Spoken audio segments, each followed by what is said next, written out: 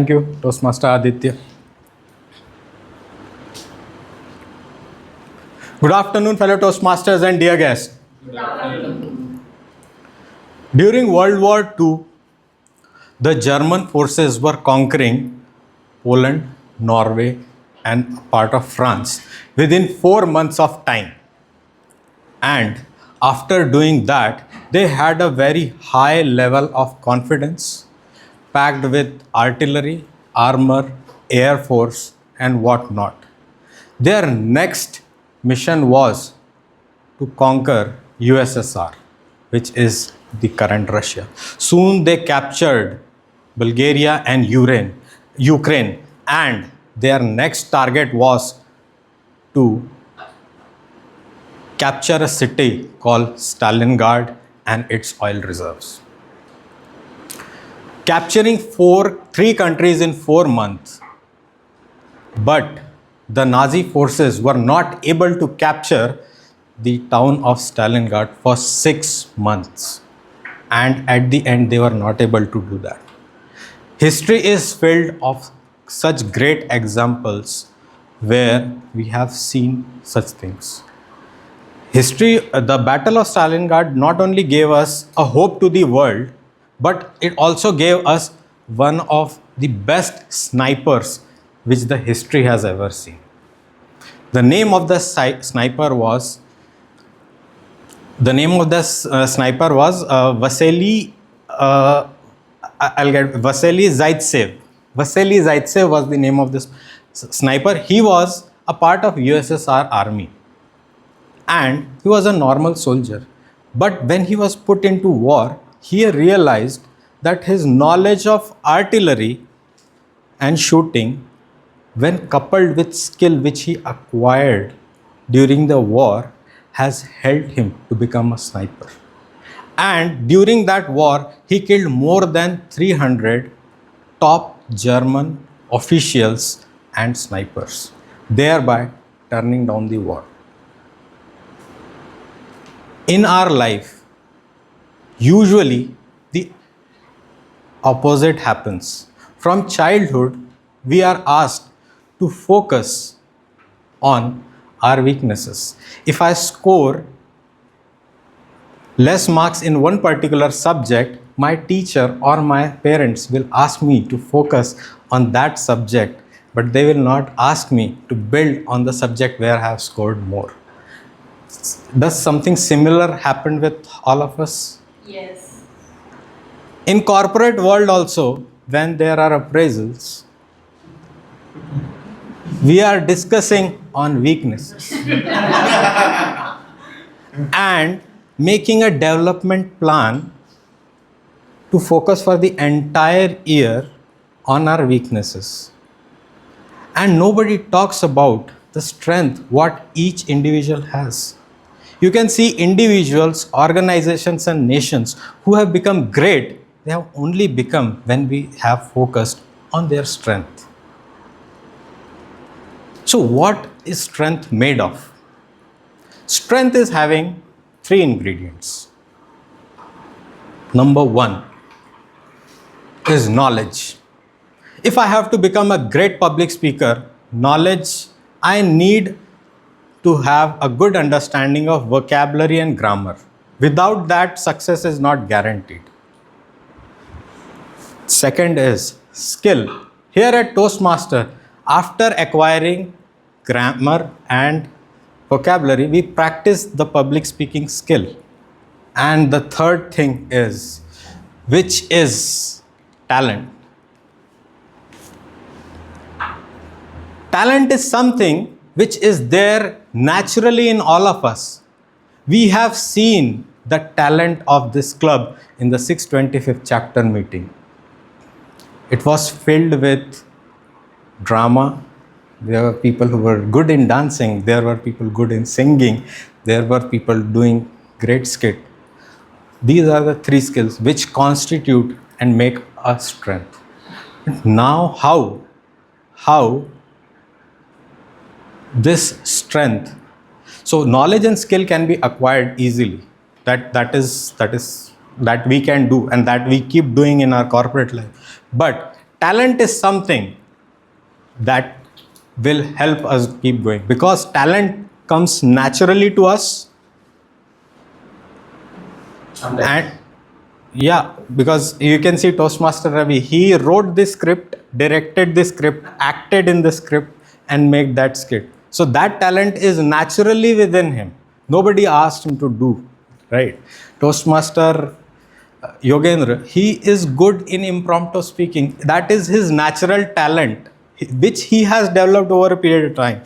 If you ask me, I may not be that good in impromptu speaking, but I'm maybe good, slightly better in when I'm doing a prepared speech. So how we have talents and how they are made. I'll pause here for a while, and when I come back, I'll tell you what are talents and how they come to our, like, how they come naturally to us. Welcome back. So we were talking on the ingredients of strength. First two we have already discussed. Talent was something where we paused for a while. Talent, what is talent? Can anybody share their view? Aman has already shown that. Yes. Talent is nothing but your natural occurring thought pattern, which is developed over a period of time. You cannot develop a talent in a short span of time. Like knowledge you can develop, skill can be developed, but talent cannot be developed. It comes from inside. It is something which is God given. So how to identify what is my talent? There is one way you can do that, by observing yourself in different situation, different condition, and how your response is. For example, if you get a call from a teammate who says that he's not going to come to office because of some medical urgency, and if you are a person who is high on empathy, you will ask, okay, what happened? Do you need any help? Do you have insurance? We have this concerned person who can help you. This will be your response. But if you are a person who is good in crisis management, he'll immediately start thinking, this guy is not going to come for a week.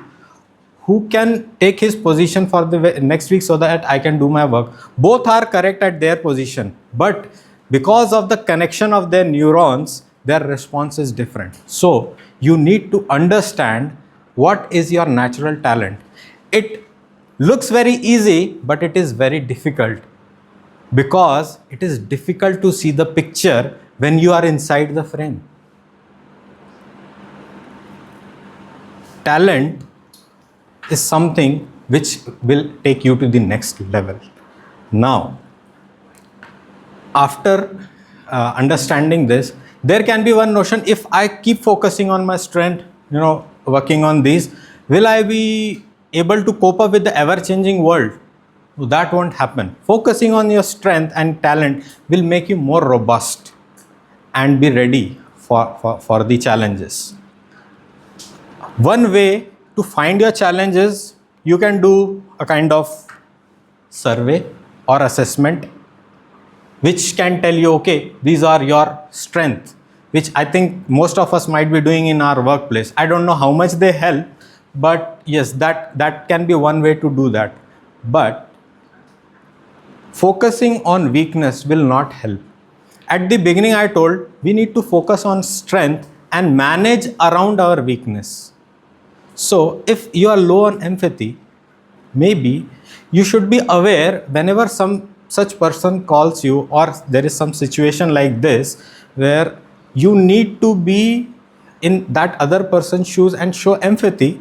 You should be aware of that, show empathy, and then do your work. So you need to, there is no need to take a training on empathy and then have that burden on yourself that, okay, I want to become the brand ambassador of empathy in my team.